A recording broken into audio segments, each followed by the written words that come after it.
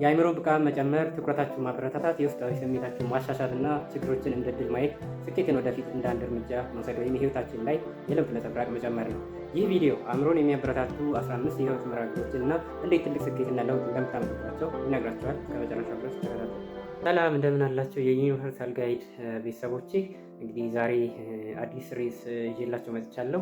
እሱም ርዕስ ብዙዎቻችን የሚጠቅም የሚያስተምርና ለህይወታችን የሚያስፈልግ ትምህርት ይዤላችሁ መጥቻለሁ። እንግዲህ በዛሬው ርዕሳችን አእምሮን የሚያበረታቱ 15 የህይወት መርሃ ግብሮችን ወይም በእንግሊዝኛው 50 ላይፍ ሃቢትስ ዛት ስትሬንግዝን ዩር ማይንድ የሚል ርዕስ ይዤላችሁ መጥቻለሁ።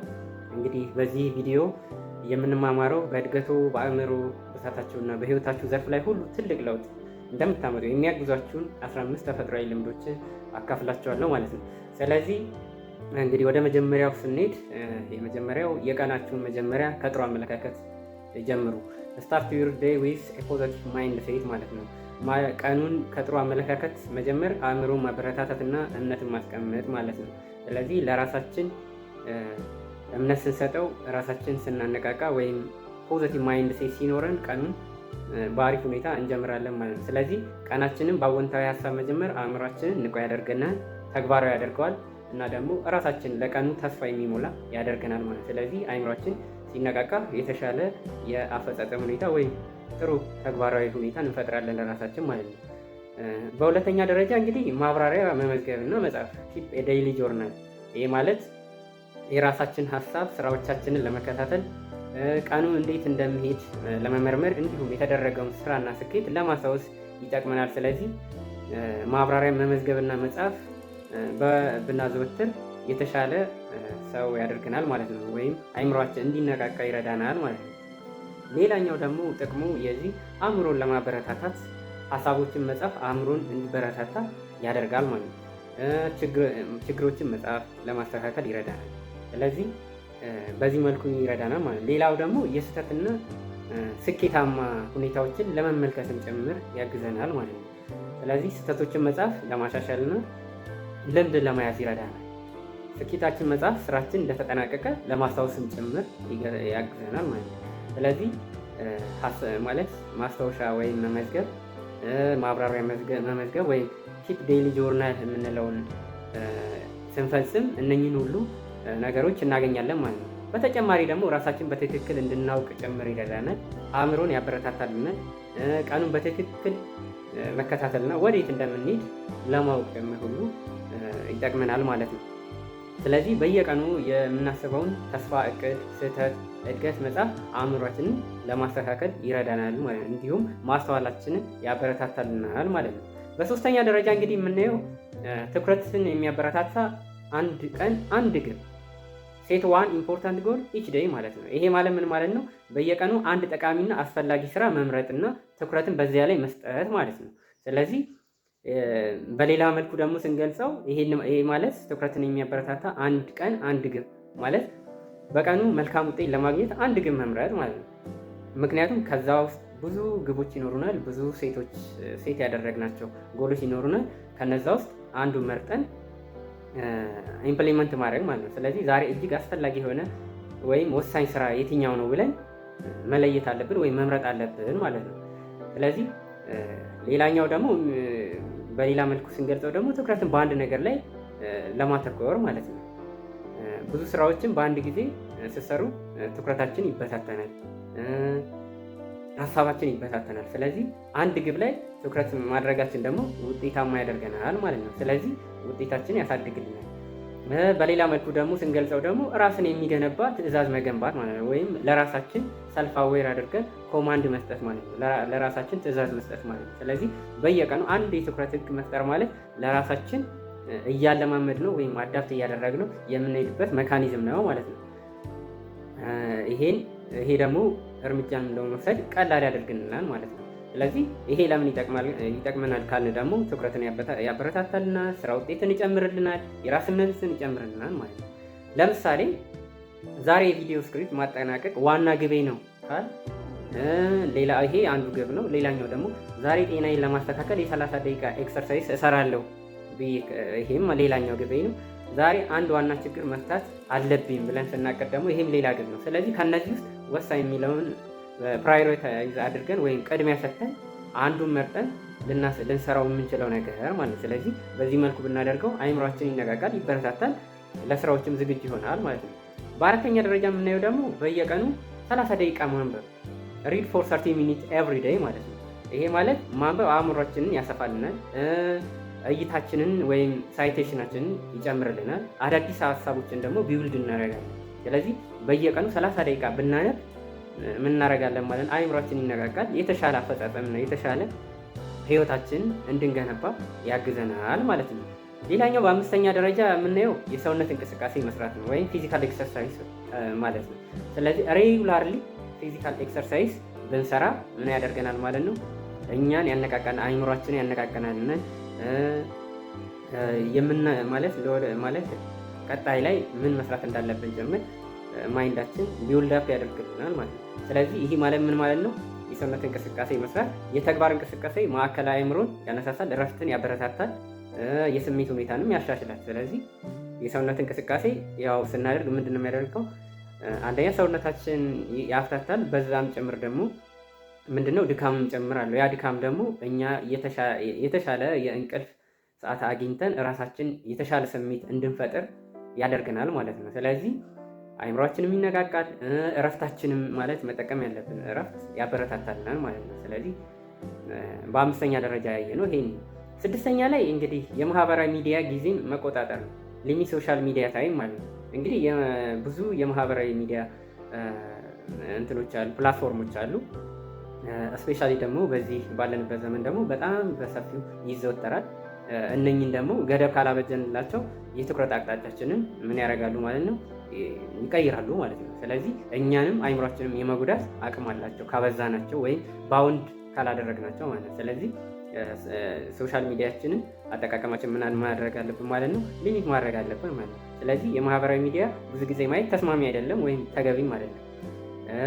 ይሄ ማለት ትኩረታችን ይቀንሳል። ችሎታችን ደግሞ ማለት ጥቅሙም እንዳለ ሁሉ አብዝተን ከተጠቀምናቸው ምንድነው ጉዳቱም በዛው ልክ ነው ማለት ነው። ስለዚህ የማህበራዊ ሚዲያን ጊዜን መቆጣጠር ወይም ሶሻል ሚዲያ ታይም ሊሚቴሽን ያስፈልገናል ማለት ነው። ይሄንን ካደረግን አይምሯችንን የመጎዳት አቅሙ ወይም የማይሆን አመለካከት እንትን እንዳይል ያግዘናል ማለት ነው።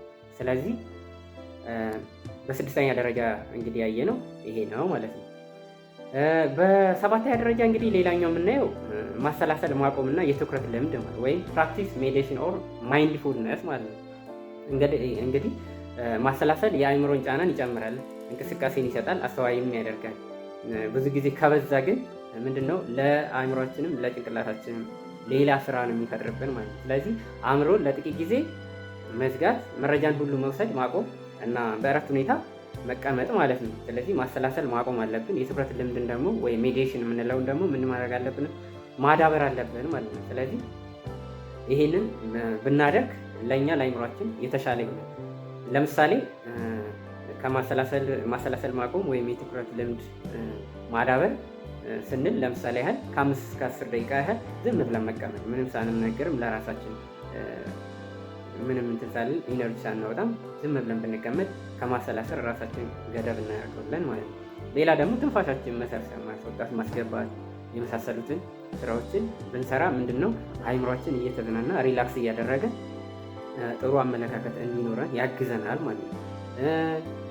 ማንኛውንም ጫና መተው ማለት ጫናዎችን ለጊዜው ማለት ጫና በእርግጥ የበለጠ እንድንሰራ ያደርገናል። ግን በአይምሯችን ሪላክስ እንዲያደርግና እንዲበረታታ ወይም እንዲነቃቃ ምን ማድረግ አለብን ማለት ነው? ለተወሰነ ሰዓት ጫናዎችን መተው አለብን ማለት ነው። ስለዚህ ምንድነው ግቡ ምንድነው? አይምሯችን ማሳረፍ። የዚህ የማሰላሰል እና ሜዲቴሽን የምንለው የሚጠቅምን ምንድነው? አንደኛ አእምሯችንን ያሳርፍልናል፣ ጭንቀትን መቀነስ እና ግልጽ ሀሳብን ለራሳችን መስጠት ይሆናል ማለት ነው። ስለዚህ በዚህ መልኩ ማሰላሰልን ካየነው፣ በሌላኛው መንገድ ደግሞ ሁለተኛው የዚሁ አብሮት የሚያያዘው ማይንድፉልነስ ወይም ትኩረት መስጠት ወይም የአሁኑን እይታችንን ምን ማለት ነው እዚሁ ላይ ማቆየት ማለት ነው። ስለዚህ በአሁኑ ሰዓት የምንሰራው ስራ ካለ ሙሉ ትኩረት መስጠት አለብን። ስለዚህ ይሄ ማለት ደግሞ ከሰው ጋር እየተወያየን ከሌላ ነገር ጋር ያለ አስተሳሰብ መስማት ትኩረታችን ሰብሰብ አድርገን ሌላ ሀሳብ ብንሰማ ዋና ኮንሰንትሬት አድርገን የምንሰማ ሀሳብ ላይ ትኩረት ሰጥተን ሌላውን መስማት እንችላለን ማለት ነው። ትንፋሻችንን በእውቀት መቆጣጠር አለብን። አሁኑን ማሰብ ወደፊት ወይም ወደኋላ ማሰብ መቀነስ አለብን ማለት ነው። ስለዚህ ይሄ የማይንድፉልነስ አንዱ ሚና ነው ማለት ነው። ስለዚህ ግቡ ምንድን ነው? ትኩረታችንን እንድንጨምር፣ ሀሳብ ማስተናገድ እንድንችል አይምሯችንን ዝግጁ ማድረግ እና ለአይምሯችን ደግሞ ሰላም መስጠት ነው። ስለዚህ ዋና ግቡ ይሄ ነው ማለት ነው። በስምንተኛ ደረጃ እንግዲህ የምናገኘው አዳዲስ ክህሎቶችን መማር ነው። ለርን ኒው ስኪልስ ማለት ነው። ምንድን ነው? አዳዲስ ነገሮችን መማር ህሊናችንን ያበረታታል። እንዲሁም እኛ በራሳችን በህይወታችን ላይ ደግሞ ምን እንጨምራለን? እውቀት እናዳብራለን፣ እናሰፋለን ማለት ነው። ስለዚህ ለእኛም ይጠቅመናል ማለት ነው። ምክንያቱም ራሳችን ማዳበር አለብን። ለምሳሌ ኮምፒውተር ስኪልስ ብንማር፣ ቋንቋ፣ የፋይናንስ ክህሎቶችን፣ ሌላ የቴክኖሎጂ ክህሎቶችን ብናዳብር ምንድን ነው ማለት ነው ለእኛ ይጠቅመናል ማለት ነው። በዘጠነኛ ደረጃ እንግዲህ የምናገኘው ነገሮችን በቀላሉ የመተው ልምድ ማዳበር፣ ሌት ጎ ኦፍ አነሰሰሪ ስትረስ ማለት ነው። ስለዚህ ይሄ ማለት ምን ማለት ነው? ህይወታችንን ከማይጠቅሙ ስሜቶች ወይም ጭንቀቶች ወይም አስቸጋሪ ነገሮች ለይተ ማቆየት ማለት ነው። ወይም እነኚህን ነገሮች እንዳንፈጽም ራሳችንን መገደም ማለት ነው። ስለዚህ በዘጠነኛ ደረጃ ላይ የምናየው ነገሮችን በቀላሉ የመተው ልምድ ማዳበር ወይም ሌት ጎ ኦፍ አነሰሰሪ ስትረስ የምንለው ማለት ነው። ስለዚህ እነኚህ ነገሮች ደግሞ ለምን ይጠቅሙናል ካል የመጀመሪያው እንግዲህ ስህተት እንግዲህ ብዙ ጊዜ ምንድነው ራሳችን ሪግሬት ወይም ጸጸት ውስጥ ሊከተን ይችላል። ስለዚህ ስህተት ራስን በመቆጣት ብቻ ማብዛት የለብንም። ስለዚህ መተው ነው ያለብን። አለበለዚያ ለተደጋጋሚ ስህተት ይዳርገናል ማለት ነው። ስለዚህ እንደዛ እንዳንደረግ ደግሞ ምን ማድረግ አለብን ማለት ነው? የሰራናቸውን ስህተቶች ምን ማድረግ አለብን? መተው አለብን ማለት ነው። ካልተው ሁሉ ጊዜ አይምሯችን ላይ ራሱ የሚፈጥረው ጫና አለ ማለት ነው። ስለዚህ ይሄንን ማድረግ አለብን። ሌላኛው ደግሞ የዚህ የመተው ጥቅም ደግሞ ምንድን ነው? ሰዎች እንዲያስቡልን ብለን መጨነቅ ማቆም አለብን። ምክንያቱም ይሄ ማለት የሰው አስተያየት ሁሉን አንተን አይገልጥም። ብዙ ሰዎች ስፔሻሊ ያው እንደምንረዳው በህይወታችንም እንደሚገጥመን ምንድነው ብዙ ሰዎች ስለ ሰው አስተያየት መስጠት ያው የብዙዎች ልምድና ተሞክሮ ነው። ስለዚህ ኔጌቲቭ የሆነ ነገር ይሰጡን ይሆናል፣ ገንቢ የሆነ ነገር ሊሰጡን ይችላሉ። ስለዚህ እነኚህን የሚሰጡንን አስተያየቶች ምንድነው ማድረግ ያለብን? መተው ነው ያለብን። ምክንያቱም እኛ የሚጠቅሙን ቢውልድ ያደርጉናል። እኛ የማይጠቅሙን ደግሞ ምንድነው ማድረግ ያለብን? ወደ አይምሯችን ከጋበዝናቸው መስራት ያለብንን ስራ እንዳንሰራ ያደርገናል ማለት ነው። ስለዚህ የሰዎችን አስተያየት የእኛን ሁሉ ነገር ይገልጣል ማለት እንዳልሆነ ወደ ራሳችን ኢንተርናላይዝ አድርገን ማሰብ አለብን ማለት ነው። ስለዚህ ይሄ ነው የሁለተኛው ጥቅሙ ማለት ነው። ሶስተኛው እንግዲህ ተገቢ ያልሆኑ አስተሳሰቦችን ማቆም አለብን። ምክንያቱም እንዴት ይሆናል፣ እንደዚህ ቢያንጸባርቅስ ምን ይሆናል እያል ከመጨነቅ ወይም ከእንደነዚህ አይነት አስተሳሰቦች ራሳችን ማራቅ አለብን። ስለዚህ እነኚህን ነገሮች ስንተው ምንም መሆን አለብን ማለት ነው። ራሳችን መተው የሚባለውን ስናስለምድ አይምሯችን ላይም ስራ እንፈጥርም ማለት ነው። ሌላው ደግሞ ቅሬታዎች፣ ውስጣችን ላይ ቅሬታዎች ካሉ ምንድነው ማድረግ ያለብን? መተው ነው። ያለፈን ነገር መተው ነው ያለብን። ካልተውናቸው ምንድነው ሁል ጊዜ ለአይምሯችን ስራ እየሰጡ ማለት ወደፊት መስራት ያለብንን ወይም ትልቅ ነገሮች እንዳንሰራ ያደርጉናል ማለት ነው። ስለዚህ ያለፉትን ነገሮች መቀየር አንችልም። ስለዚህ ለወደፊቱ እንዲስተካከል አድርገን ትተን እንትን ማለት ነው ያለብን ማለት ነው፣ መስተካከል ነው ያለብን። ስለዚህ የማንቆጣጠረውን ነገር ሁሉ ውጤቱ ምንድነው? ኔጌቲቭ ስለሆነ አይምሯችን ላይ በኔጌቲቭ መልኩ ይቀመጣል ማለት። ስለዚህ ይሄ የማይጠቅመንም ማለት ነው። እነዚህ ነገሮች ማቆም አለብን፣ አሁን የዘረዘርኳቸው ማለት ነው። ስለዚህ እነኝህን ስንተው ምን እናገኛለን ማለት ነው? አንደኛ አይምሯችን ስራ አይበዛበትም፣ ቀላል ይሆንለታል። የምንፈልጋቸውን ነገሮች ለማሰብ ወይም ፕላን ለማድረግ ምን ማድረግ አለብን ማለት ነው?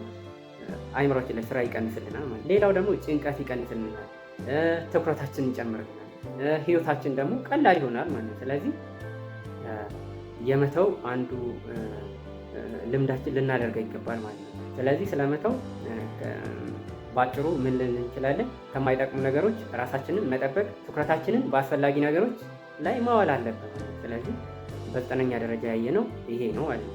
10ኛ ደረጃ ላይ እንግዲህ የምናገኘው ደግሞ ትውልድ የሚገነባ አስተሳሰብ እንዲሁም መልካም አመለካከት ካላቸው ሰዎች ጋር ግንኙነት መፍጠር ወይም መወያየት። ሰራውንድ ዩርሰልፍ ዊዝ ፖዘቲቭ ቲንከርስ ማለት ነው። ስለዚህ ትውልድን የሚገነባ አስተሳሰብ እንዲሁም መልካም አመለካከት ካላቸው ሰዎች ግንኙነት መፍጠር ስንል የትኛውንም ሰው እንግዲህ ከራሳችን ጋር ልናወያይ እንችላለን ወይም ግንኙነት ልንፈጥር እንችላለን። ይሄ ማለት ደግሞ አይምሯችን ሊገነባ ይችላል ወይም ሊያፈርስ ይችላል። ምክንያቱም ሁሉም ሰው የራሱ ጥሩ ጎን እንዳለ ሁሉ የራሱ ደካማ ጎን አለው። አንዳንድ ሰዎች ጥሩ በመልካም ካሰቡልን እኛን ይገነባናል፣ በመልካም ካላሰቡ ደግሞ እኛንም ጭምር ያፈርሰናል፣ ቤታችንም ህይወታችንም ጭምር ያፈርሰናል። ስለዚህ እንደነዚህ አይነቶችን ሰዎች ደግሞ ምንድነው ማለት ለይተን ማወቅ አለብን። ጠቃሚ ሰዎችን ወደ ህይወታችን ማምጣት አለብን። የማይጠቅሙ ሰዎች ደግሞ ማራቅ ነው ያለብን። ምክንያቱም ጠቃሚ ሰዎች እኛን ይገነቡናል። የማይጠቅሙ ሰዎች ወይም ጥሩ አመለካከት የሌላቸው ሰዎች ደግሞ ምንድነው የሚያደርጉት ማለት ነው ለኛ ወይም ለህይወታችን መፍረስ ጭምር ብርታት ነው እንጂ የሚሆኑት ሌላ ነገር የሚያመጡት ነገር የለም ማለት ነው። ስለዚህ አእምሯችንን እና ግባችንን ከሚረዱ እንዲሁም አወንታዊ አስተሳሰብ ያላቸውን ሰዎች በአካባቢያችን እንድንኖር መምረጥ ማለት ነው። ስለዚህ ይሄንን እንደዚህ አይነት ከመረጥን ምን ይሆናል ማለት ነው? እኛ ፖዘቲቭ ቲንከር እንሆናለን። አይምሯችን አይጨናነቀም። እንደገና የተሻለ አስተሳሰብና የተሻለ አመለካከት ይኖረናል ከነዚህ ሰዎች ጋር ስንውል ማለት ነው። ስለዚህ መምረጥ አለብን ማለት ነው። በሌላ አገላለጽ ደግሞ አወንታዊ ሰዎች ከተከበብን በኋላ በራሳችን ምንድነው የራሳችን እምነት ይገነባል። እነሱ ደግሞ እንግዲህ አወንታዊ አስተሳሰብ ያላቸው ሰዎች አዎ ትችላለህ፣ ቀጥል፣ ጥሩ ሀሳብ ነው እና ጥሩ ምክር ሀሳብ የሚያቀርቡልን ሰዎች ናቸው። ስለዚህ እነኚህ ደግሞ አይምሯችን እንዲነሳሳ ያግዙናል ማለት። ስለዚህ እንደነዚህ አይነት ሰዎች ምን ማለት አለብን? ማቅረብ አለብን ማለት። ስለዚህ የምንመርጣቸውን ሰዎች ማወቅ አለብን ማለት ነው። በሌላኛው መልኩ ደግሞ እናንተን ወደፊት የሚገነቡ ሰዎችን መምረጥ አለብን። ግቦችን ለመፈጸም የሚነሱ ለምሳሌ ተማሪ ሊሆን ይችላል፣ ሀሳብ የሚጨምሩ ሰዎች ሊሆኑ ይችላሉ። እነዚህ ላይ ውይይታችን ላይ ብንጨምር ወይም ዲስከስ ብናደርግ ከእነሱ ጋር ምን ያደርጋል ማለት ነው? እኛም አይምሯችንም ይበረታታል፣ የተሻለ ስራም ለመፈጸም ይነሳሳል ማለት ነው። ስለዚህ ጥሩ ውይይት አእምሮን ያነሳሳል ከእንደነዚህ አይነት ሰዎች ጋር ማለት ነው። እንዲሁም ተጨማሪ ግንዛቤ አሻሻይ ሀሳቦችን ጥሩ ሀሳብ የሚያበረክቱ ውይይቶችን እኛ ደግሞ እንድንበረታ ያግዘናል ማለት ነው። ስለዚህ በአጠቃላዩ አወንታዊ አስተሳሰብ ያላቸው እና ተነሳሽነት ያላቸውን ፍላጎት የሚጨምሩት ሰዎች በአካባቢያችን መያዝ አእምሯችንን ጭምር ዴቨሎፕ ያደርጋሉ ወይም ያሳድግልናል ማለት ነው። ስለዚህ ፖዘቲቭ ቲንከሮችን ወይም ጥሩ አመለካከት ያላቸውን ሰዎች ወደ ህይወታችን ማምጣት ምንድን ነው ማለት ነው? አንዱ አእምሯችን እንዲዳብርና እንዲነቃቃ ጭምር የሚረዳ እንትን ነው ማለት ነው። መንገድ ናቸው ወይም ልምድ መሆን አለበት ማለት ነው በህይወታችን። ሌላኛው በ11ኛው ላይ የምናገኘው እንግዲህ ችግሮችን እንደ መቆራረጫ ሳይቆጥሩ እንደ እድል ማየት ማለት ነው። ቪው ቻሌንጅስ አስ ኦፖርቹኒቲ ማለት ነው። ምክንያቱም ራሳችን ለማሻሻል ተሞክሮ ለማግኘት አዲስ ክህሎት ለመማር እንደ መነሻ ነጥብ መመልከት ማለት ነው። ይህንን ሀሳብ ስናጠናክረው ወይም ስንገልጸው ማለት ችግሮችን ተስፋ ቆርጦ እንትን ማለት ተስፋ ቆርጦ መቅረት ሳይሆን የገጠሙን ችግሮች ምን መሆን አለበት ማለት ነው? እንደ እድል ማየት። ምክንያቱም በቀላል ምሳሌ ስናየው ለምሳሌ እኛን ለመማሪያ የሚያደርጉ ማለት ነው የገንዘብ ችግር ቢኖርብን ወይም እኛ ብንቸገር ሰዎችን ብንጠይቅ ላይሰጡን ይችላሉ። ስለዚህ በዚህ ትምህርት እናገኝበታል። ለምሳሌ የገንዘብ ችግር ቢገጥመን ገንዘብን ማጣትን የሚያውቅ ማህበረሰብ ይኖራል። እኛ ደግሞ በህይወታችን ደግሞ ላናቅ እንችላለን። ስለዚህ የገንዘብ ማጣትን ችግር ብናይ ምን ይሆናል ማለት ነው? የገንዘብ አስተዳዳሪነታችንና ቆጣቢነታችን የበለጠ እንድንማር ይረዳናል ማለት። ስለዚህ የገንዘብ ችግር አንዱ ምሳሌ ነው ለዚህ ምሳሌ ማለት ነው። የሰው የመረዳት ችግር ለምሳሌ ሰዎች እኛ ሀሳባችን ላይ ደግፉ ይችላሉ። እኛ የምናደርጋቸውን ነገሮች ላያበረታቱ ይችላሉ። እንዲሁም ፖዘቲቭ የሆነ ነገር ላይሰጡን ይችላሉ። ይሄንን ለማድረግ ደግሞ ምን ማድረግ አለብን ማለት ነው?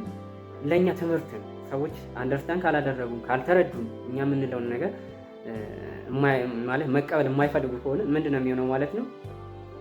ራሳችን ልናገል እንገደዳለን ማለት ነው። ስለዚህ ከዚህ ደግሞ የምናገኘው ትምህርት ምንድን ነው?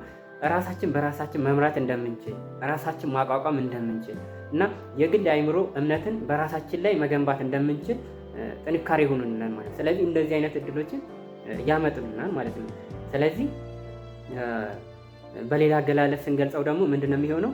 ችግርን እንዴት እንደሚቀረፍ መጠየቅ የለብንም። ራሳችንን እንድናስተምር እና ራሳችንን እንድናሳድግ ምን ይሆናል ማለት እድል ይሰጠናል ማለት ነው። ስለዚህ ምንድነው የሚሆነው ደግሞ እንደዚህ አይነት ችግሮች ሲያጋጥሙን ወይም እንደዚህ አይነት ቻሌንጆች ሲያጋጥሙ ምንድነው የሚሆነው ማለት ነው? ራሳችን ሞቲቬትድ ሆነን እንድንነሳሳ አይምሯችን ያበረታታሉ። የፈጠራ ችሎታችንን ያጠነክሩልናል፣ እውቀትን ይጨምሩልናል። እንዲሁም ሰዎችን ምን ያደርጋል ማለት ብርቱ ያደርጋል ማለት ነው። በአጠቃላይ ችግር ቢመጣ እንደ እድል ለመያዝ መማር እንዲሁም የአእምሮ ኃይል ምልክት ጭምር ይሄ ማለት ነው። ስለዚህ ችግር በሚመጣ ጊዜ መፍራት የለብንም። እድል ነው ብለን መመልከትና ህሊናችን በብርታት ማዘመን ያለብን ማለት ነው። ስለዚህ በ11ኛ ደረጃ ያየነው ይህን ይመስላል ማለት ነው። 12ኛ ላይ እንግዲህ የምናገኘው ነጥብ አመለካከትና የህይወት አቅጣጫዎችን መድገም ሪቪው ዩር ፕሮግረስ ዊክሊ ማለት ነው። ስለዚህ በዚህ ውስጥ ደግሞ የምናገኘው ምንድን ነው? የሳምንቱ ስራዎችን፣ ግቦቻችንን ወይም ውጤቶችን እና የተሳኩትና ነገሮች መመርመር ማለት ነው። ስለዚህ በዚህ ሳምንት ውስጥ ምን አደረግ፣ ምን ነገር አልተሳካልኝም፣ ምክንያቱም ማለት ሚስ ያደረግኩት ነገር ምንድን ነው፣ ምንም ማሻሻል እችላለሁ፣ ቀጣይ ሳምንት ደግሞ በትክክል እንዴት አድርጌ እቀጥላለሁ የሚለውን ነገር እንድናስብ ያደርገናል ማለት ነው። ስለዚህ አመለካከታችንና የህይወት አቅጣጫችንን መድገም አለብን ማለት ነው። ስለዚህ አንዱ ይሄን ብናዳብር ለአይምሯችን ተነሳሽነት እናገኛለን ማለት ነው። ጥቅሙ ለምሳሌ ራሳችን ይገነባልናል። እኛ በትክክለኛው መንገድ እንደምንሄድ ማወቅ የራሳችን እምነት ይጨምራል። ራሳችን ላይ እምነታችን እንዲጨምር ጭምር ይረዳናል ማለት ነው። የተሳኩትን እና የተሳሳተውን እናውቃለን። ይሄ ማለት እነኚህ መገምገም ከቻል ወይም ሪቪው ስናደርግ ምን ይሆናል ማለት ነው? የተሳኩትንና ስህተት የፈጠርናቸውን ነገሮች እንድንረዳ ይረዳናል ማለት ነው። ስለዚህ ሌላኛው ደግሞ ስህተቶችን መኮንንና ልምድ መያዝ ይረዳናል። ስለዚህ ስህተትን እንደዚህ አይነት ነገር መድገም የለብንም፣ እንደዚህ አይነት ነገር መከሰት የለበትም ብለን ለራሳችን ሪቪው ካደረግን ምን ይሆናል ማለት ነው? አይምሯችንም ይዳብራል፣ ትኩረታችንም ይዳብራል፣ ግቦቻችንም በቀላሉ ይፈጸማሉ ማለት ነው። በአጠቃላይ እንግዲህ ሪቪው ፕሮግረስ ዊክሊ ካል ምንድነው? የሳምንታችንን ስራ በማቅረብ መመርመርና ራሳችን ወደ ትክክለኛ አቅጣጫ መመለስ በቀላሉ እንችላለን ማለት ነው። በ13ኛ ደረጃ እንግዲህ የምናገኘው ተስፋ ማድረግና መተግበር ነው። ፕላን ኤንድ ቴክ አክሽን። እንግዲህ በሁለት ነጥብ ስናየው የመጀመሪያው ተስፋ ነው፣ ተስፋ ማድረግ። ሁለተኛ ደግሞ መተግበር ነው፣ ፕላን ኤንድ ቴክ አክሽን የምንለው። ይሄንን በሁለት ነው የምናየው። የመጀመሪያው ፕላን ማለት እቅድ ማውጣት ማለት እቅድ ማለት የት መድረስ እንደምንፈልግ፣ እንዴት እንደምንሄድና ምን አይነት ደረጃዎች እንደሚወሰዱ መርሃ ግብር ማዘጋጀት ማለት ነው። ስለዚህ ተስፋ ስናደርግ ምን አለ ማለት ነው? ፕላን አለ ማለት ፕላን የምናደርገው ነገር አለ ማለት ነው። ቴክ አክሽን ወይም መተግበር ማለት ደግሞ ሁለተኛው ነገር ምንድነው? ይሄ በተግባር ጀምሮ ማድረግ ማለት ነው። ስለዚህ ይሄ ማለት ምንድነው? መጀመሪያ ላይ ያደረግነውም የተዘጋጀውን እቅድ ወይም ፕላን ያደረግነውን እንዳይቀር በቀጥታ መጀመር ወይም ወደ ትግበራ ማስገባት ማለት ነው። እቅድ ብቻ አይበቃም ተግባር ከሌለ። ነገርም ማለት እቅዱን ዝም ብለን አቅደም ዝም ካልነው ምንድነው የሚሆነው? ወደ ትግበራ ካልገባን ሚኒንግለስ ነው ማለት ነው። ስለዚህ ይሄንን ማስተካከል አለብን። ይሄንን ማስተካከል ስንችል ወይም ተስፋ ስናደርግን ወይም ፕላን አድርገን ወይም ወደ ትግበራ ስንገባ የተሻለ ነገር ለአይምሯችን እንፈጥራለን። በቀላሉ ለምሳሌ ፕላን ስናቅድ ምንድነው? የስራ መንገድ ማዘጋጀት። ስራው ይሄ በዚህ ሳምንት በዚህ ሁኔታ እንደዚህ መከናወን አለበት ብለን የስራ መንገድን እናዘጋጃለን። ቀነ ገደቡን እናወጣለን። ፕላን ስናደርግ ስራዎችን በተለያየ መልኩ እንለያያቸዋለን። ምክንያቱም ካለያየናቸው በጣም እንትን ሆነው ኮምፕሌክስ ሆነው ለትግበራም ስለሚያስቸግሩን ስራዎችን መለያየት አለብን። ጊዜን እንመጥናለን ማለት ስኬጁል ማውጣት አለብን ፕላናችን ላይ። በዚህ ሰዓት፣ በዚህ ታይም ላይ፣ በዚህ ሳምንት ውስጥ፣ በዚህ ሰዓት ይህን ያህል ፋይናንሻል በጀትን ታይም በጅተን ወይም ፕላን አድርገን በዚህ ይፈጸማል ብለን ታይም ባውንድድ ማድረግ አለብን ፕላን ስናደርግ ማለት። ስለዚህ ይሄንን ካደረግን በኋላ ወዴት ነው የምንሄደው ማለት ነው? ወደ ትግበራ ወይም ወደ አክሽን ነው ማለት ቴክ ቱ አክሽን ማለት ነው። ስለዚህ ወደ ትግበራ ስንሄድ ደግሞ እቅዱን ጀምረን ምንድነው ማለት ነው መፈጸም ነው ያለብን። የተመረጡትን ስራዎች፣ የተያያዙ መንገዶችን ማድረግ። ይሄ ማለት ደግሞ ምንድነው የሚሆነው ማለት ነው? በቀላሉ አድርገን መጨረስ እንችላለን ማለት ነው። ፕላን ያደረግነውን ፕሮፐርሊ ታይም ማኔጅ ያደረግነውን ያስቀመጥነትን ፕሮግራም በተገቢው ሰዓት በተገቢው ጊዜ እናደርጋለን ማለት ነው፣ እንጨርሳለን ማለት ነው። ይሄ የሚያስፈልገን እንግዲህ ምንድነው? አንደኛ ግብ በፍጥነት እንዲሳካልን ይረዳናል። የትኩረት ኃይላችን ይጨምርልናል። ግባችንን የሚያጠናክርልን ባህሪ ይፈጠራል ወይም ቢውልድ ማድረግ እንችላለን በራሳችን ላይ ማለት ነው። በአጠቃላይ እንግዲህ እቅድ ከሌለ መስመር የለም ማለት ነው። ተግባር ከሌለ ደግሞ ውጤት ልናገኝ አንችልም። ስለዚህ ተግባር ከሌለ ምንም ውጤት የለም ማለት ነው። ስለዚህ ተመራማሪ እቅድ መያዝ እና በተግባር መስራት አእምሮን ምን ያደርጋል ማለት ለለውጥ ይጋብዛል ወይም አእምሯችን ይለውጣል ማለት ነው። ስለዚህ በ13ኛ ደረጃ ይሄን ካየን ወደ 14ኛው ስንሻገር ደግሞ 14ኛው የእረፍት እቅድ መያዝ ፕራዮሪታይዝ ሬስት ኤንድ ሪላክሴሽን ምን። ስለዚህ ይሄ ማለት ምንድነው? በእድል ማግኘት፣ በጤና መጠበቅ እና በስራ እንቅስቃሴ ውስጥ ተፈጥሯዊ አቅማችንን እንዲበረታታ ትክክለኛ የእረፍት ጊዜ መንገድ እንዲያቀርብ ማሳሰብ ማለት ነው። ስለዚህ በቀላሉ አገላለጽ ስንገልጸው ምንድነው? እረፍታችንን አንድ የትኩረት ማዕከል አድርገን መቆጣጠር አለብን። ምክንያቱም ለአእምሯችንም ለህሊናችንም ለሰውነታችንም በቂ እረፍት ካልሰጠነው ምንድነው የሚሆነው? እኛ ስህተቶችን በስህተት ነው የምንፈጥረው። እንደገና ማድረግ ያለብንን ነገር እንዳናደርግ ያግደናል ማለት። ስለዚህ የተወሰነ የመተኛ ሰዓት ሊኖረን ይገባል። የስራ ጫና መቆጣጠሪያ መንገድም ጭምር ነው እንቅልፋችን ማለት ነው። ስለዚህ እንቅልፍ ስናደርግ ወይም እረፍት ስናደርግ ወይም ራሳችን ሰብሰብ አድርገን አቅም ስንሰበስብ ምንድን ነው የሚሆነው? አንደኛ አእምሯችን ሪላክስ ያደርጋል። እንዲሁም ደግሞ የምንሰራውን ስራ ጭምር ወይም ጫናችንን ማኔጅ እንድናደርግ ሁሉ ያግዘናል ማለት ነው። ስለዚህ የሚያስፈልገን ምንድን ነው? ይሄ የእረፍት እቅድ መያዝ ወይም ሬስት ኤንድ ሪላክሴሽን የምንለው የሚጠቅመን አእምሯችን እና አካላችን የበለጠ እንዲበረታታ ኃይል ጭምር ይሆናል ማለት ነው። እንደ አዲስ ኢነርጂ ፕሮዲውስ እንድናደርግና አእምሯችን እንዲነቃቃ ሰውነታችንም እንዲበረታታ ይረዳናል ማለት ነው። ሌላኛው ደግሞ የሚጠቅመን የትኩረት አቅምን ይጨምርልናል፣ የስራ ውጤትንም ያሻሽልልናል፣ ጭንቀታችንን ይቀንስልናል ማለት ነው። ስለዚህ የእረፍት እቅድ መያዝ ምንድነው ማለት ነው? ሌላኛው በህይወታችን ልናዳብረው የሚገባ መርሃ ግብር ነው ማለት ነው። ስለዚህ በአጠቃላይ የእረፍት እቅድ መያዝ ማለት የህይወት ክህሎት ነው። የስራ ውጤታችንም ጭምር ይጨምራል ማለት ነው። ጤናችንም ይጠብቃል። እንዲሁም የተሻለ ትኩረት ደግሞ እንዲኖረን ያደርጋል ማለት ነው። የወደፊታችንን ደግሞ በተገቢው መልኩ እንድንቀጥል ይረዳናል ማለት ነው። ስለዚህ 14ኛው ይሄን ይመስላል ማለት ነው። በ15ኛ ደረጃ እና በመጨረሻ እንግዲህ የምናገኘው በራስ ላይ ምስጋና መስጠት፣ አፕሪሺየት ዩርሰልፍ። ይሄ ማለት ምንድነው? ራሳችንን እንደ አንድ ብርቱ ሰው መቁጠር እና ለራሳችን የተደረገውን ጥረት መቀበል ማለት ነው። ወይም በሌላ አገላለጽ በራስ ላይ ምስጋና መስጠት ማለት ነው፣ ለራሳችን ማለት ነው። ለራሳችን አፕሪሺዬሽን ካልሰጠን ወይም አክናውሌጅመንት ካልሰጠን ምንም ራሳችን ልናዳብር የምንችልበት አንዱ ሚንስ ነው ማለት ነው። ከሌሎች ሳንጠብቅ ራሳችን እንዲህ ነው ብለን ለራሳችን ምስጋና ካቀረብን ምንድን ነው የሚሆነው ማለት አእምሯችን የሚነቃቃል። ይሄንን አሳክቻለሁ፣ ይሄንን ሰርቻለሁ፣ ይሄንን አድርጌያለሁ፣ በስኬት ይሄንን አጠናቅቄያለሁ ብለን ለራሳችን አክናውሌጅ ካደረግነው ምንድን ነው የሚሆነው ማለት ነው? አእምሯችን ይነቃቃል ማለት ነው። ስለዚህ የራስን ስራና ሙያ ወይም ተግባራችን ማመስገንም ጭምር ነው ማለት ነው። ስለዚህ ስላደረግነው ነገር ስላሳካነው ጥረት ለራሳችን ሪኮግኒሽን መስጠት ወይም እውቅና መስጠት ለራሳችን ማለት ነው። ራሳችን ማመስገን ማለት ነው። እንዲሁም የራስን ኃይል እና ብርታት ማክበርም ጭምር ማለት ነው።